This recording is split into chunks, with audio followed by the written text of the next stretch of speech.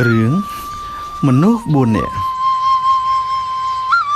កាលពីព្រេងនាយមានបរិសឆោត4នាក់ព្រមព្រៀងគ្នាដើររៀនក្តីលុះដើរបន្តិចទៅចាប់បានអណ្ដើក5បរិសទាំង4នាក់នោះក៏យកអណ្ដើកមកចែកគ្នាដល់ចែកទៅចែកមកនៅសល់អណ្ដើក1បរិសទាំងអស់នោះមិនសុខចិត្តតែរៀងខ្លួនក៏ចែកគ្នាម្ដងទៀតចែកទៅចែកមកសល់អណ្ដើក1ដដែលមិនដឹងគិតធ្វើដូចម្ដេចបរិសទាំង4នាក់តល់កំណត់ក៏អង្គុយមើលមកគ្នាធ្វើភ្នែកលេងឡង់ក្នុងវេលានោះមានបរិសម្នាក់ទៀតដើរទៅកាន់ទីនោះប្រទះនឹងមនុស្សទាំង4នាក់នោះក៏ឈរមើលគេចែកអណ្ដើកគ្នាហើយបរិសម្នាក់នោះឃើញឆោតដូច្នោះក៏សើចហើយនិយាយនឹងបរិស4នាក់នោះមើលទៅអ្នកដូចជាមិនសូវប្រសពសោះបរិស4នាក់គ្រាន់តែឮសម្ដីប៉ុណ្ណោះក៏និយាយថាអោលោកអើយលោកបើលោកចេះអាណិតមកចែកឲ្យយើងបន្តិចមកបរិសម្នាក់នោះឮដូច្នោះក៏ដើរចូលអង្គុយជិតចាប់អណ្ដាត5នោះមកហើយរើសមើលអណ្ដើកណាដែលធំជាងគេយកមកទ្រាប់អង្គុយនៅសល់អណ្ដើក4ចែកឲ្យបរិស4នាក់នោះម្នាក់1បរិស4នាក់នោះក៏សុកចិត្តរៀងខ្លួនហើយទាំងអស់នោះសួរគេនោះថាអ្នកមើលទៅអ្នកប្រហែលជាចេះក្តីបរិសនោះឆ្លើយថាខ្ញុំចេះបរិសទាំង4នាក់ក៏តបទៅវិញថាអោបើអ្នកចេះក្តីសូមមេត្តាប៉ាបយើងផងបរិសម្នាក់នោះឆ្លើយថាបើអ្នកចូលចិត្តឲ្យខ្ញុំប្រាប់អ្នកត្រូវតែទន្ទិញតាមខ្ញុំបរិស4នាក់នោះឆ្លើយថាបាទហើយបរិសនោះប្រាប់អ្នកទាំង4នោះឲ្យទន្ទិញរៀងខ្លួនគឺប្រាប់បរិសទី1ថាទំពក់វាទៅភ្នៅវាជ្រុះប្រាប់បរិសទី2ថាមានប្រឡាយ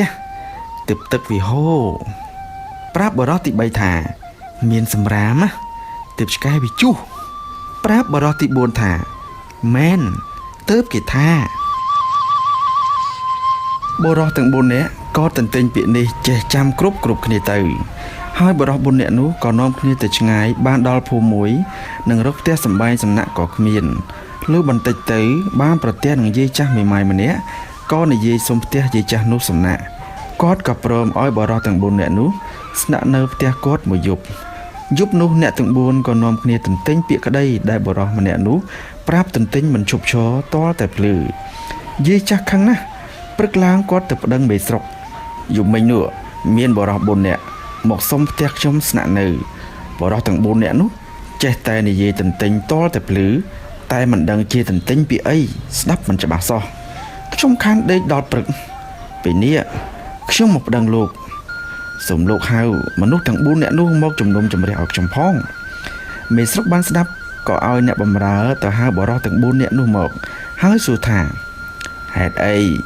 បានជាឯងទន្ទិញអីតលទៅភ្លឺរកតែយាយគាត់សម្រាប់មិនបានណាចុះអាពាក្យដែលពួកឯងទន្ទិញហ្នឹងតើវាជាពាក្យអី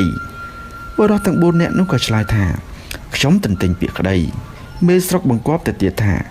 ចូលឯងរាល់គ្នាសូត្រពាក្យនោះម្នាក់ម្ដងឲ្យអញស្ដាប់បរិសទី1ថាទំពក់វាទៅភ្នៅវាមកបរិសទី2ថាមានប្រឡាយទឹកវាហូរបរិសទី3ថា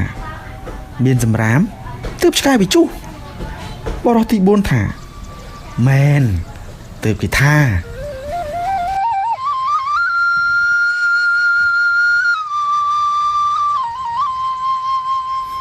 ស្ដាប់ពាក្យនោះហើយមេស្រុកក៏កាត់សេចក្តីថាឯងទាំង4នាក់ត្រូវនៅជាខ្ញុំបម្រើយាយចាស់នេះបុរសអស់នោះក៏ទៅធ្វើជាខ្ញុំបម្រើយាយនោះទៅយាយនោះគាត់ប្រើឲ្យធ្វើសពសារពើតែរាល់ថ្ងៃលុះនៅនឹងយាយនោះបាន2-3ខែទៅយាយគាត់ប្រើបុរសទាំង4នាក់នោះឲ្យទៅកាប់ឈើធ្វើទូកអ្នកទាំង4នាក់ក៏នាំគ្នាចូលទៅព្រៃធំហើយដើររកឈើណាមានប្រហោងទៅកាប់លុះចូលទៅដល់ក្នុងព្រៃជ្រៅបានប្រទះឈើធំមួយដើមមានប្រហោងបុរសទាំង4នាក់និយាយគ្នាថាយើងបានប្រទះឃើញឈើប្រហោងហើយយើងត្រូវនាំគ្នាកាប់ឈើនេះបុរសទាំង4នាក់មូលមាត់គ្នាក៏កាប់រលំឈើប្រហោងនោះលុះឈើចិត្តរលំបុរសទាំង4នាក់ស្រែកថា កូនយើងចិត្តរលំហើយអាណាគេរត់ទៅចាំត្រកុំឲ្យបែកឈើយើងក្រែងធ្វើជាទូកមិនកើតបុរសម្នាក់ក៏ស្ទុះទៅចាំត្រដល់ឈើនោះបាក់មកសង្កត់ស្លាប់ធ្វើមាត់ស្ញែងបុរស3នាក់ឃើញដូច្នោះក៏នាំគ្នាសើចថាយើអានេះខ្លាំងណាស់វើយឈើទំហំប៉ុណ្ណឹងកោតតែវាទ្រាំបានហើយវាសើចថែមទៀតបុរស3នាក់នាំគ្នាមើលបុរសម្នាក់ដែលស្លាប់ដល់យូរពេកក៏ស្រែកហៅថាយីមកឆាប់ឡើងនឹងអាលនាំគ្នាទៅហូបបាយលុះឃើញនៅស្ងៀមក៏នាំគ្នាដើរចូលទៅមើលកាលដឹងថាបុរសនោះស្លាប់បុរស3នាក់ភ័យណាស់និយាយគ្នាថាយើងនៅមិនបានទេតែយើងខំនៅ